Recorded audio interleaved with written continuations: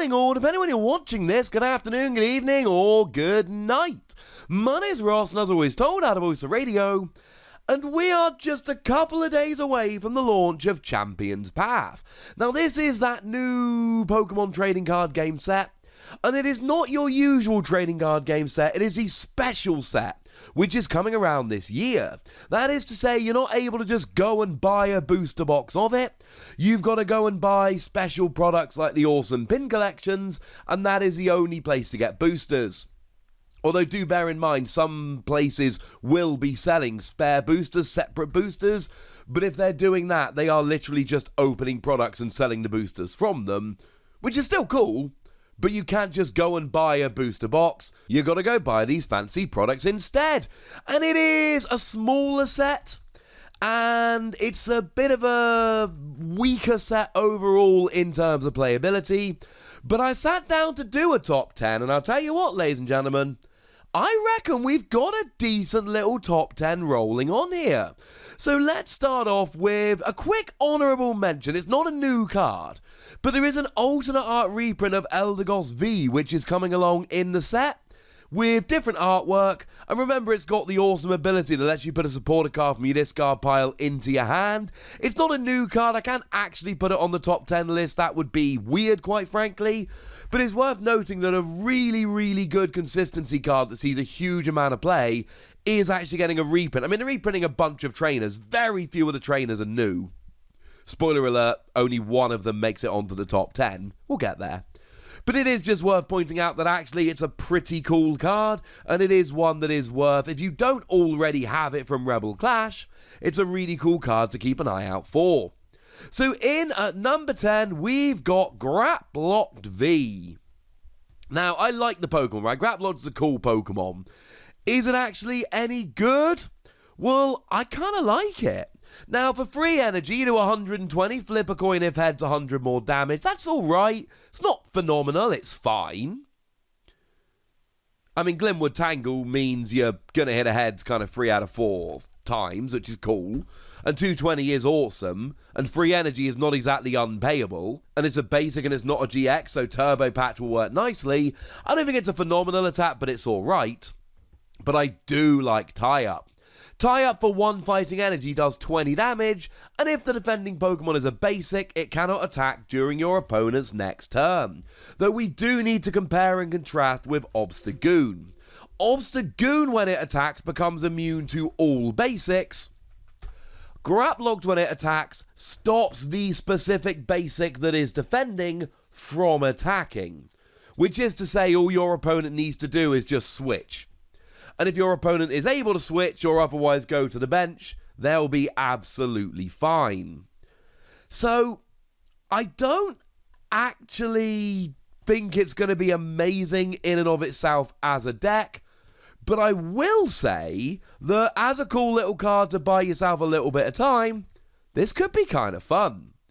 In at number 9, we've got Obstagoon. No, not that Obstagoon. The new Obstagoon. There are very few non-V Pokemon in this set that are actually good and competitively viable. And the reason, for anyone that's wondering, a lot of this set is actually made up of the V-Decks that came out over in Japan. Not all, but a lot of it is made up of the V-Decks from Japan. And essentially, they were decks which were made with one Pokemon V, like, well, we'll get to a bunch of them. And then you would just get, well, you see them all on the screen, right? These are all the different V-Decks.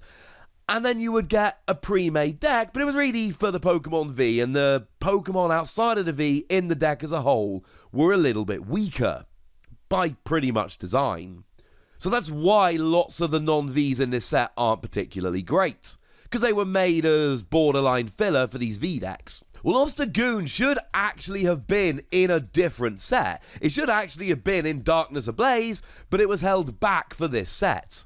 And it's not a bad little card. Now, it is a stage 2, and free energy 180. I will say, that's a triple acceleration energy. Single energy attachment 180, not terrible.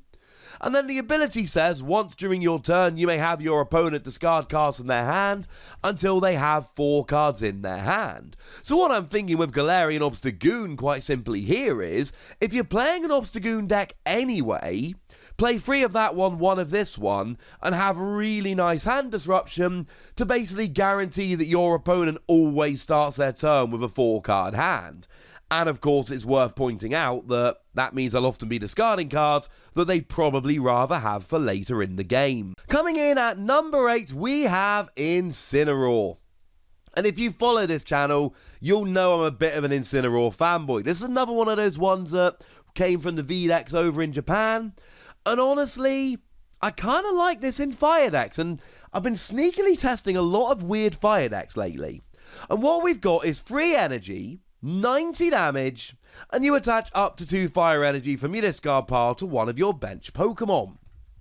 And I like this purely because we got Welder. It really is as simple as that. If we didn't have Welder, maybe I wouldn't be so excited, but we do. And essentially the theory here is extremely simple. You use Welder to pop 2 energy on here, then you attach the 3rd from hand, and oh look, now you've got 3 energy on. How did that happen? And now you can be doing 90 damage, which isn't great, but then you're attaching 2 fire from your discard to one of your bench. If Incineroar goes down really quickly, there is a strong argument you could have just welded onto a different Pokemon. But by the same token, 90 will get a bunch of support Pokemon and a bunch of evolving Pokemon. And if you can be taking cheeky prizes while accelerating energy, I think Incineroar could be cool. I am not such a fan of the second attack.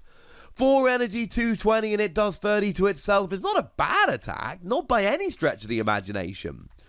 But I'm not entirely sure why I'm playing this over Reshiram and Charizard if I'm whacking 4 energy on.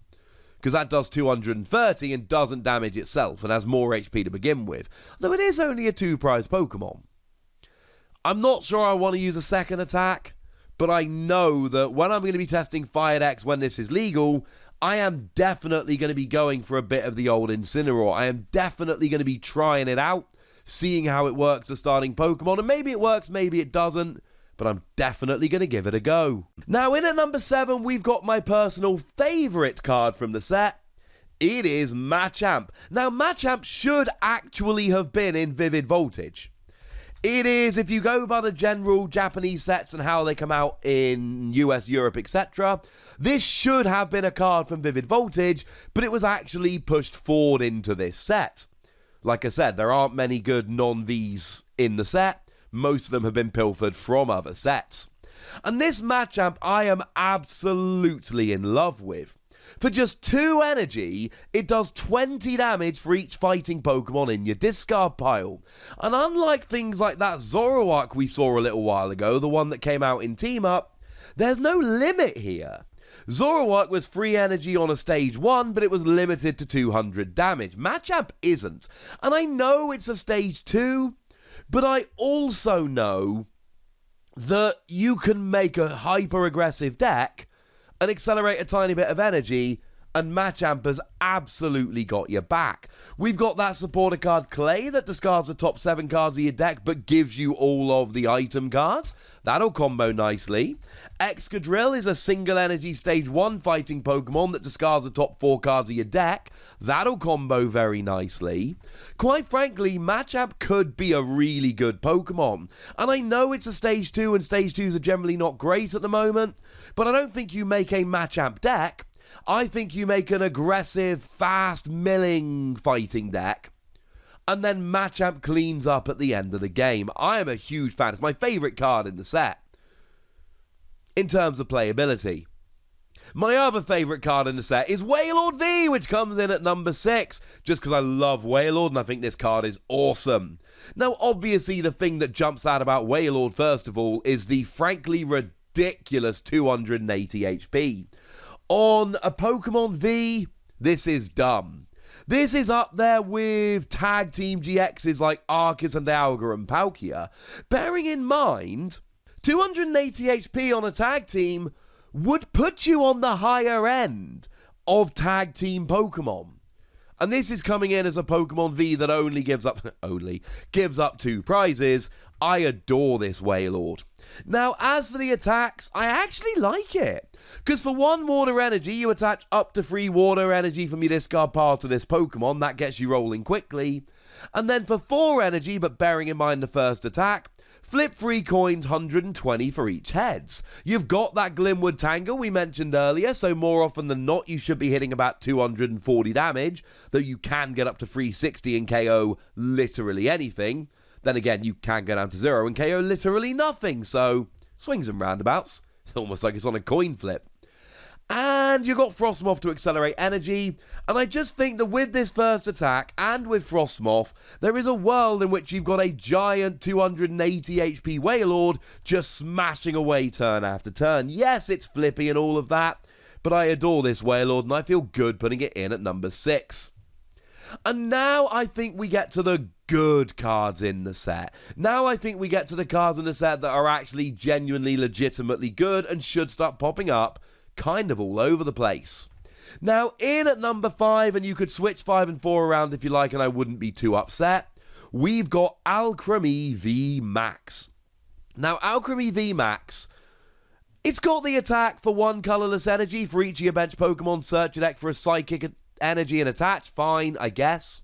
But really, it's 2 energy, discard any amount of energy from your Pokemon, and do 60 for each one discarded.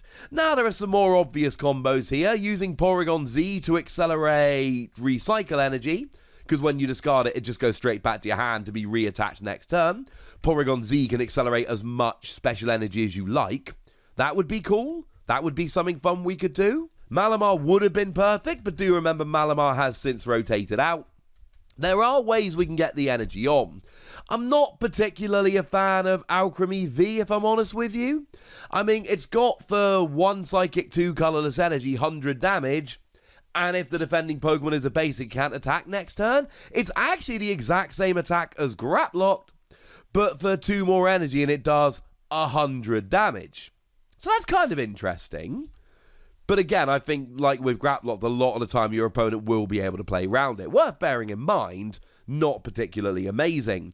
But I do think, especially if we get good energy acceleration in the future, there is going to be an Alchemy V Max deck which ends up being really, really good. In at number 4, we got another new V Max. We've got Gardevoir V Max. It's also interesting to note that both these V Maxes have actually been brought from other sets. They were never really destined to be in here. So a lot of these Pokemon really were kind of pilfered from other sets and just kind of chucked in here. There are very few cards which should natively have been in this set that are ending up on the top 10. Now, Gardevoir's weak to Zacian. I know it, you know it there, we've talked about it. But the fact of the matter is, firstly, it's a psychic Pokemon. You can play other psychic Pokemon. They're usually weak to darkness. You can spread the weakness around if you need to. But I just think there's a lot going on with Gardevoir, and we've already seen some decks over in Japan that have done quite well with Gardevoir. For free energy on the Pokemon V, you do 120, but if you healed this turn, you actually do 200. 200 for free energy is good. And then for free energy, you do 180, and heal 50 damage from this Pokemon. And then you can start combining it with stuff like Mallow and Lana, and another card that's going to come a bit higher up on this list, which is a bit suspicious, but very good at healing. And then we've got stuff like Rose, which will accelerate energy to it. We are talking about a VMAX here. And the Rose is the one that you've got to discard your entire hand, but you also get to attach energy to, basic energy, from your discard to a Pokemon VMAX. Or you can use Turbo Patch on just Gardevoir V. There are ways around the energy cost here. And I know you're weak to Zacian, but when you're not fighting Zacian, you got 320 HP, and you're either hitting 200 damage a turn, or you're hitting 180 while healing 50, plus goodness knows whatever other healing you're using, which is probably going to be a bunch. And if you're not against Zacian, it's going to be quite hard to KO Gardevoir. And that could be fun. I've seen some winning lists from Japan in smaller tournaments. I think this is an under-the-radar deck we should be looking out for. Now, in at number 3, we've got Lucario V, very much proved to be the best of the Pokemon V from those V decks I showed you earlier, and like I said, the majority of this set is from those V decks. And what we've got here, I mean, free energy, 180, and you can't use it next turn is fine, and certainly you're hitting a good weakness, so stuff like Eternatus, V Max, and Pikachu and Zekrom will be going down here, which is awesome. But really what we love about Lucario is the first attack, 1 fighting energy, 40 to the active, 20 to one of your opponent's bench. But we've got stuff like Martial Arts Dojo to do an extra 10 damage, 40 if you're behind on prizes. And the fact of the matter is, a lot of these fighting decks around at the moment, these fighting Pokemon, you're talking about stuff like Colossal, just don't have great turn 1 options. Lucario becomes that great turn 1 option. Something like Excadrill. Now, whether you want to put a 2-prize Pokemon as a starter is up to you. I will leave that one in your hands. But it certainly gets some good damage out nice and early. A lot of fighting decks don't have a great turn 1 option. And Lucario basically just becomes a really strong turn 1 option. And it's seen playing in a bunch of fighting decks already and should do so in the future. So that puts it in at number 3. In at number 2, we've got that suspicious card I mentioned earlier. I'm going to be honest, I'm not particularly happy with the name, Boo Hiss, etc. Suspicious Food Tin. I'm not loving the name, ladies and gentlemen. I am not loving the name. I think we could have done better. Having said that, I am loving the card. What it does, it's an item card whereby if you've got a Pokemon with any psychic energy attached, you discard one of them and you heal 80 damage. Now, just as a quick side note here, yes, it will work with stuff like Aurora Energy, which, of course, it's not a psychic energy, but when it's attached, it counts as a psychic energy, and that works. We're happy with that. So that's kind of awesome. And obviously that Gardevoir V Max I just mentioned is going to be able to make use of this. And as far as healing cards go, it's a very strong healing card. Mallow and Lana is a supporter that heals 120. Pokemon Center Lady is a supporter that heals 60. This is healing 80 on an item card. Now, Pokemon Center Lady does also heal special conditions, and this doesn't. And yes, you've got to discard the energy. But then again, you've got stuff like Rose and Turbo Patch, so it's not the end of the world. And this is going to lead to Psychic decks being way better if they can heal. Like Gardevoir. But in at number 1, it's Altaria. And the cool thing is, Altaria was actually in the EVV deck. It was an actual V deck card. It's not one that was smuggled in from other sets. But it's got the same ability that Decidueye does. Prevent all damage done to this Pokemon by attacks from your opponent's Pokemon V and Pokemon GX. And the fact of the matter is, it's a stage 1 version of Decidueye that can attack for a single energy attachment. You can use triple acceleration, but it falls off at the end of your turn. You're basically talking twin energy here. 2 energy on a non-GX, non-V. And the fact of the matter is, it's a stage 1 Decidueye, that's why it's good. And yes, I know Decidueye's got a better attack, 90 plus 20 to 2 bench Pokemon, rather than 60. But I also know that we're not playing Decidueye for the attack. We are playing Decidueye for the ability. It really is as simple as that. So if you're going to find me essentially a quicker, easier version of Decidueye, and you show me how good Decidueye is doing at the moment, that's enough for me, quite frankly. And yeah, fine. You could play Decidueye instead, but you could play Decidueye as well. There's nothing to stop you playing both of these. But the fact of the matter is, from a deck building standpoint, a stage 1 with this ability that attacks for colourless energy, and there are multiple energy cards that can pay it in one go, this has a tech ability factor that Decidueye didn't have. If you're building a deck around it, I know you can make an argument for Decidueye being better, and it's hard for me to argue about that. But if you're not making a deck specifically around it, there is no argument that this is an inferior card. This is great. And I do sincerely believe it is the best card in Champion's Path. It's not a powerhouse set, it's a cool set. It's got a bunch of Pokemon Vs and stuff that we haven't seen elsewhere, and, you know, the Charizards. But it's a very nice set, and it's a really fun one for people to start getting all excited about. And I'm a little bit excited about it. And now you know the cards you should be getting excited about. But now, ladies and gentlemen, I want to know what you think about this, and I want to know if you disagree with my top 10, and if you do, what you would do to change it. So go nuts in the comment section, but be nice! And then make sure you like this video, subscribe to this channel, follow me on Twitter at TheWassy, and Twitch for some live action at twitch.tv/PTCGRadio. If you want to support the channel, get some bonus podcasts and all that good stuff, head on over to patreon.com/PTCGRadio, where you can do exactly that. But by far the most important thing, as always, look after yourselves till next time, would ya?